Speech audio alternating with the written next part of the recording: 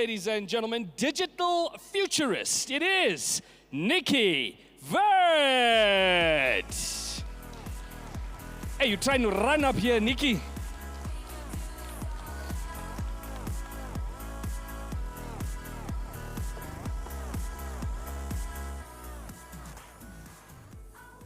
Hello, good afternoon. If you find me shaking, it's not because I'm scared of being on the stage, because it's really cold here, and I have been bracing myself for this. When Miles came up, he said, it's hard to speak to an audience after lunch break, and I'm thinking to myself, hearing him speak, how hard it is to speak after Miles, right? So, when you are younger, you can underhurt yourself by doing something outrageous or spectacular, like maybe falling off a bicycle, or jumping off a wall, or a car crash, or something of that nature. But when you are older, or when you are getting old, you can hurt yourself simply by sneezing the wrong way, right? When you hear or feel a sneeze coming, you brace for impact. You want to lean against the wall. Because if you sneeze the wrong way, you just might be making an appointment to meet your physiotherapist. I used to read like this. Now I read like this. And I still can't see properly. So this got me thinking. We all know the signs of old age, right? Reading glasses, gray hair, you standing up and your knees are going like, do we have to do this again today? Can't we just sit for the next 2 days? Anyone can relate, or am I the only old person in here? Okay, people can relate, right? On weekend, just this past weekend, I went for a music festival, and I danced like my life depended on it, okay? Got up the next morning and tried to get out of bed, and my legs were like, we are not doing this today. I was like, okay, we have to try, right? Because my knees were tired. I know some people are looking at me and thinking, but why are you talking about old age? You look so young. Don't let your eyes deceive you, okay? And so, we all know the signs of old age. But the question that I want us to explore today is, do we know the signs when we are becoming irrelevant? Do we know what it looks like? Do we know what irrelevance of being obsolete looks like? And that's why we're going to be having a conversation today on the new rules for relevance. We're going to be looking at principles for staying valuable in an exponential world. And we can all agree with me that we are all having global disruption happening right now. It could be geopolitics, war, but we're talking about the big one, artificial intelligence, right? In the past, when a disruption hit the market, and one of the favorite disruptions in the past was Uber. When Uber disrupted the market, it disrupted a particular industry, and that was the taxi industry. People in finance or agriculture didn't have to worry much about Uber because it had nothing to do with their industry. And then we know of Airbnb. When Airbnb hit the market and disrupted, it disrupted a particular industry, and that was the hospitality industry, am I right? But with artificial intelligence, every area of business is being disrupted. Every industry is being disrupted. Every profession is being disrupted. There is no part of business or industry that will be left untouched by artificial intelligence, am I right? So disruption is no longer something that happens somewhere else to someone else. It's happening to everyone all at once. What used to take decades to disrupt an industry now takes just a few lines of code. And because of this level of disruption, AI is not just disrupting businesses, it is disrupting what it means for you and I to be relevant. It is disrupting what it means for you and I to be valuable in the marketplace. 25 years ago, if you could use Microsoft Office, you were ahead of the curve.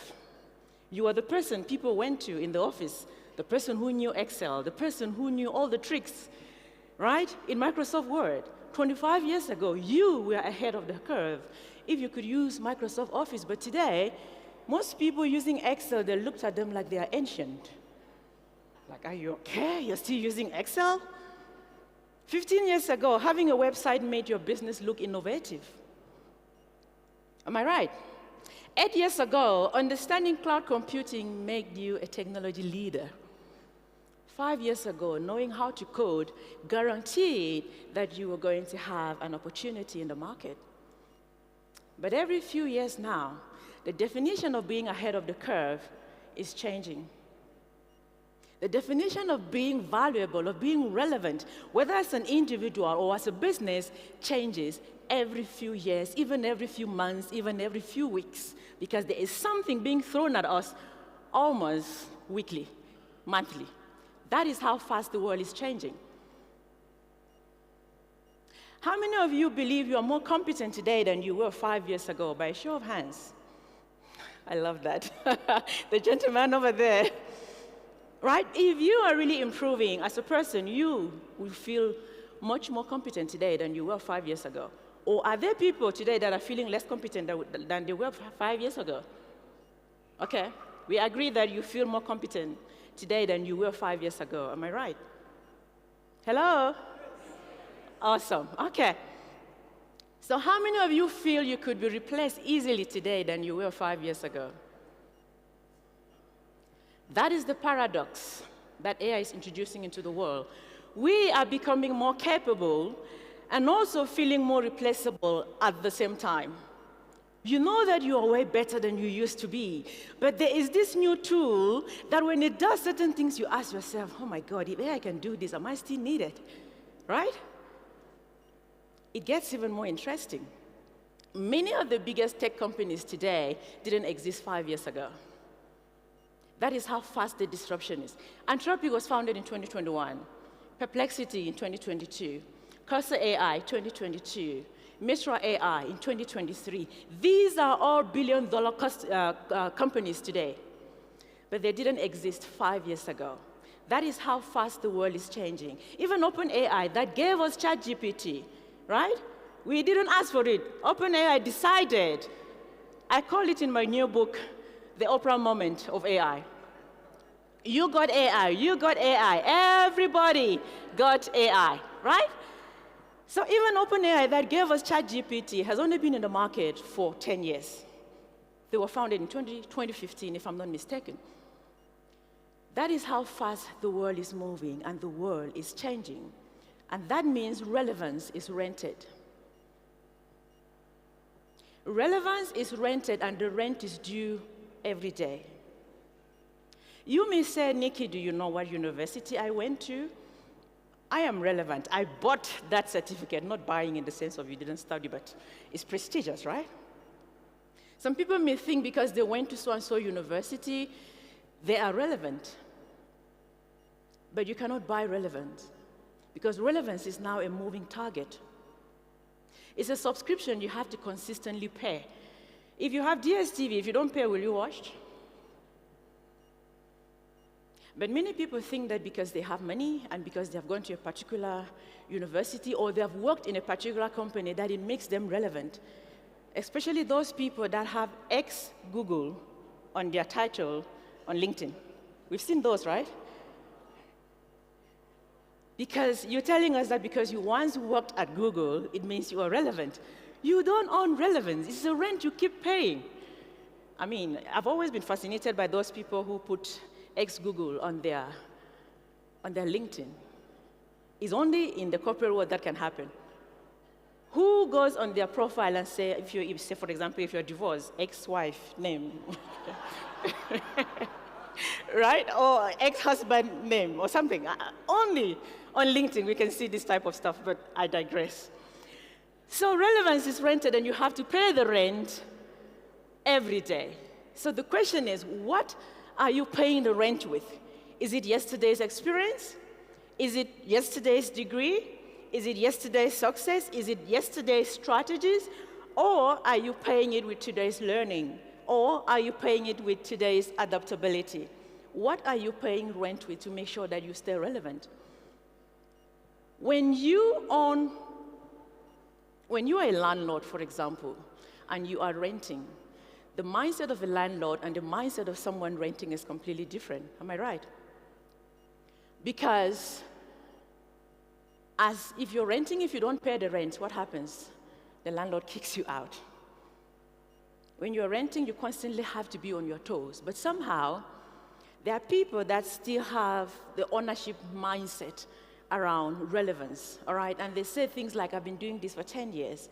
I know this industry. I have experience. I don't have to worry about being relevant because I understand what is happening. No, you don't, all right? And organizations that treat relevance like they own it, they also overvalue experience, undervalue adaptability, and respond too slowly to change. And we know a few companies that were market leaders in their era or in their time that didn't respond quick enough to change, and today they are no more. Kodak, BlackBerry, does it ring a bell? Blockbuster? How many people here rented movies? Again, I cannot be the only old person in here, right? These were companies that were market leaders in their era, but because they didn't respond too fast to change, are no longer in the market today. And so we'll briefly look at 9 principles for staying valuable in an exponential world. And so this is the relevance code, which each letter in relevance will be the principle that I'll be sharing today, all right? And the first letter is R, which means for you to reinvent continuously. And Deepak Chopra said, every time you are tempted to react in the same old way, ask if you want to be a prisoner of the past or a pioneer of the future. There are people that still want to depend so much on what had worked in the past. That makes you a prisoner of the past, not a pioneer of the future, all right? The age of static careers is over. And you don't have to aim to build a career that will last you a lifetime. No. The aim and the focus should be your ability to reinvent yourself throughout your lifetime. Reinvention is about evolving your skills, evolving your mindset, and the value you bring into this world. That is what reinvention is about. And you have to expand your mindset, expand your intelligence, all right? This principle is about personal cognitive growth. Expand your intelligence before you expand your output. How many people in the room heard about a musician who had generated music and a music album with artificial intelligence, and it went viral, and then he was being called to perform in person, and he couldn't perform in person? Yeah, I see somebody there. Yeah, so a few people heard about the story. It went viral. He went viral for the second time, not for good reasons, all right? The first time, people were like, oh my God, this is great music. We want you to come and perform live, and he couldn't. That is someone who focused on expanding their output, not their mindset, not their intelligence, not their expertise, right? And we see this happening in different industries, not just the music industry, where people will submit this impeccable report, and they cannot really back the report because they are focusing on expanding their mind, their output, without really focusing on expanding who they are, what is inside of their minds. There are 2 types of intelligence, the one that is inside of you and the one that lives outside, which is AI, that lives outside. So we can focus more on the AI and forget that the internal intelligence we still have to enhance and make sure that at least it matches what with the output that we are putting out there, right? So you have to use AI as a thinking partner. Don't let it replace everything else you are doing. Increase your ability to think, to learn, to reason, create and make decisions with artificial intelligence. Use AI to challenge your own assumptions, expand your perspectives, and explore new ideas, and accelerate the way you see the world, and accelerate the way you learn. Don't let it replace you, all right? L stands for learn, unlearn, and relearn. We need to learn how to unlearn. Learning expands your capability. Unlearning removes what no longer serves you. Relearning prepares you for what is coming next. Think of it as upgrading your operating system. Many of us in the room here, we have smartphones. When your phone is getting tired and no longer works, sometimes there's a notification that comes that these particular apps are slowing down the phone. Either you can upgrade that or you remove the apps completely. Do we do that with our minds? Sometimes not. One of my favorite quotes is from Arvin Toffler, and he said, "The illiterate of the 21st century will not be those who cannot read and write, but those who cannot learn, unlearn, and relearn." This means that illiteracy is being redefined. In the past, when you heard about someone who is illiterate, you think of someone who never went to school, someone who cannot read, and someone who cannot write. But today, if you don't have an ability to unlearn, you are considered the illiterate of the 21st century. And learning is easy. It's easy for someone to hear me and say, "Oh, I'm going back to school to finish that degree I started in 2015. So it's easy to go back and learn. The challenge is actually in unlearning. E is for elevate what makes you human. Our humanity is what will stand the test of time. Technology without humanity is incomplete. And the humanity part is on us. It's not on the company. It is not on your organization. It is not on the tech companies to make you human. It is my responsibility and your responsibility to make sure that we do not lose our humanity in the process, all right? People won't value you because you generated more content. No, that's not what brings value. They will value you because you created meaningful impact with the content you generated. People won't remember your prompts. There's always that one person in the team that has the best prompts, right? But people will rather remember you for your purpose, not just your prompts. People won't remember you for your speed. It is not about how fast you're sending that email to your boss or to your colleagues. People will remember you for your influence. What type of influence do you have with your team and at work? So you have to elevate your humanity and understand that it is value creation over job titles. Many people are so stuck on their job titles that they forget, am I really bringing any value to the organization, or am I just stuck on my title? But in this age and time, do you want to stay relevant in the market? It's not about your title. It's about the value you bring to the workforce. Because relevance is measured by impact, not title, not position. It is your impact that makes you relevant. Your value comes from your ability to think critically, make sound judgment, build relationships, lead change, and create solutions that machines alone cannot.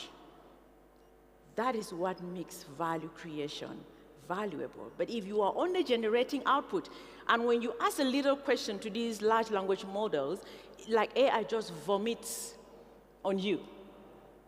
But can you generate value out of that? Or you can only generate volume. It's important to understand that. Adapt to change. If you look at this image, the chameleon adapts to its environment. Is the environment becoming pink, it adapts to that color. If it's becoming green, it adapts to that color.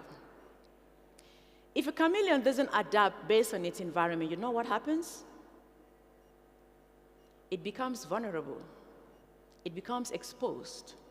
The same applies to you and I. When we don't adapt to the new world, to the change that is happening in the world, you make yourself economically vulnerable. And Charles Darwin said, it is not the strongest species that survives, nor the most intelligent. It is the one that is most adaptable to change. Are there intelligent people in the room this afternoon with me? I have bad news for you. It is not your intelligence that will save you, but your ability to adapt to change. And Kakuza said, the act of life is a constant readjustment to your surroundings. Are you adjusting to your surroundings? Or you are becoming a prisoner of the past, holding on to processes that no longer works?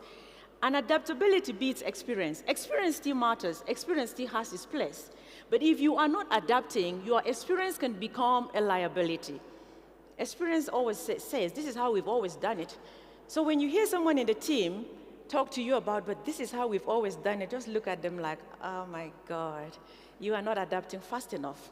Because this word, this is how we've always done it, is always almost said by someone with experience. All right? Old knowledge can become new ignorance if you do not adapt and rely entirely on your experience. So the most powerful leaders today aren't just seasoned. They are curious, open-minded, and willing to disrupt their own best thinking, their own best ideas. That is what keeps you and I relevant. Do you know that when the Titanic hit the iceberg, it took almost 2 hours for people to start leaving the ship because they believed the ship was unsinkable? Everything about the Titanic was marketed as this ship cannot sink. This ship was unsinkable. So even when danger was facing them in real time, they didn't adapt in real time. They said, no, this ship cannot sink. There's no need for us to panic and move out of the ship. If people had adapted in real time, perhaps the death toll would not have been as high as it was. Because right to the moment when the ship was sinking, there was still music playing. There were still waiters serving people. Everything looked normal until it wasn't. And humanity has hit the iceberg. But there are people that are still saying, AI won't affect my job. This is just a hype. It will soon blow over. But the problem with that thinking is that by the time you realize that the world has shifted, there will be a massive gap between you and the person who adopted or who adapted earlier. So there will be a massive gap between the early adopters and the late adopters. In the past, you could sit on the fence and adapt and still catch up. But in this ancient time, sitting on the fence and watching people adapt can leave you behind completely. And so you have to navigate with curiosity. Yes, it is overwhelming. Yes, you look at the way the world is changing and you are like, oh my God, I don't even know where to start. But certainty is the enemy of curiosity. You want to know exactly what path to take before you step out, you are not doing yourself any favor. Step out even when it's overwhelming. Step out even when you don't understand where you are going. The path will clear once you take that first step. So navigate with curiosity, because curiosity fuels learning, learning drives adaptability, and adaptability sustains relevance. So all of these principles, they work together, hand in hand. Replace the mindset of, I already know. Replace it with, what else can I learn? Replace this won't work with, let's find out. Maybe there's something else I'm not discovering yet. Replace we've done this already with, maybe there's a better way this can be done. Maybe there's something else I can try. With that type of mindset, you are navigating the uncertainty with curiosity. And C stands for collaborate with intelligence, all right? Human intelligence is no longer enough. If you rely entirely on your own intelligence, you are going to be left behind. There are people that don't want to use artificial intelligence because they are afraid it will make them look like maybe they are not competent enough, and they hide their use of AI. They don't want to collaborate with artificial intelligence because they believe that their manual work is more authentic than someone who is using artificial intelligence. And then on the other hand, there are people who are ashamed of admitting to using AI, where someone will submit a report and it looks great and you'll be like, hey, did you use AI? And you're like, Nicky, how can you even ask me that? Of course not. So there is this stigma that is associated with artificial intelligence as though it is something to be ashamed of. No. I actually think that the people who should be ashamed are people who are not using AI. Is there anyone in the room here ashamed of using GPS? Is there anyone afraid of or ashamed of sending an email to their colleague? No. If we're going to be ashamed of using AI or collaborating with this intelligence, we might as well be ashamed of using every other technology, be ashamed of using calculators, or don't send emails anymore. Just look for your colleague's address and say, hey, sir, I came to tell you we have a meeting on Monday. Thank you, bye. Right? Let's go manually, full manual. There is no shame in collaborating with this intelligence, all right?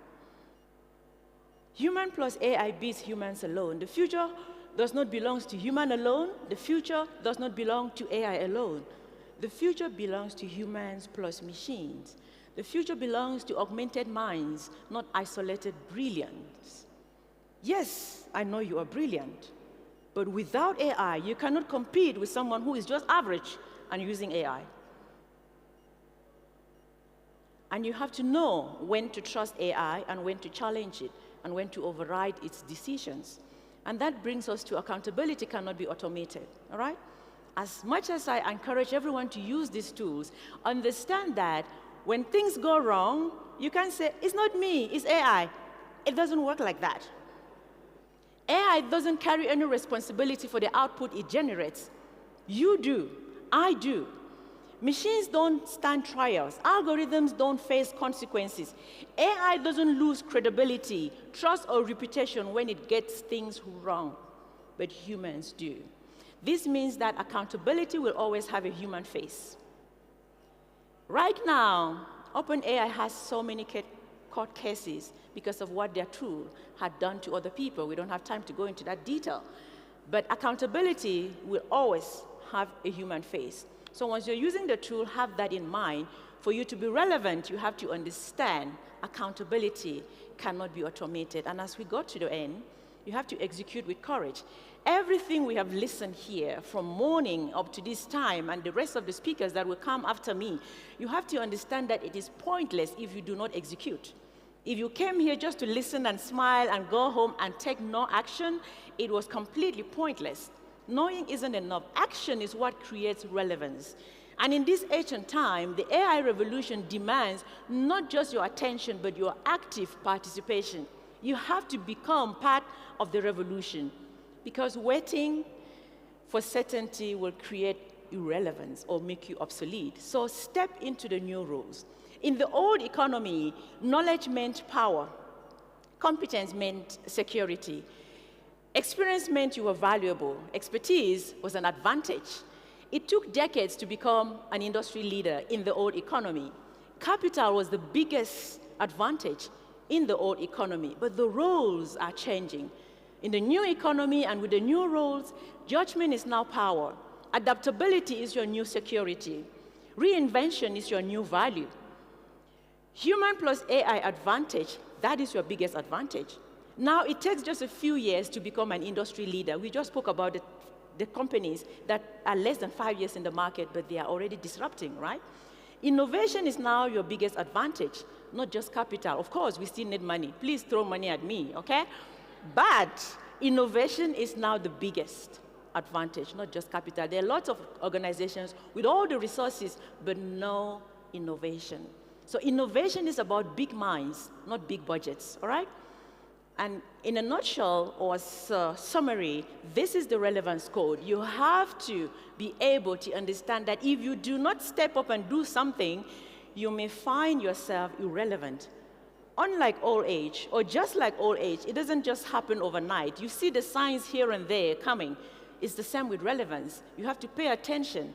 Is my mindset, is the way I do things the same? Am I changing? Am I evolving as a person? If you are not, that is a sign that you are becoming irrelevant. And so you have to choose your future. Embrace change, or are you going to bury your head in the sand? Well, good luck with that. And that, ladies and gentlemen, thank you. My name is still Nicky. Thank you for having me. Thank you very much, Nicky. Let me help you here, because these shoes, hey,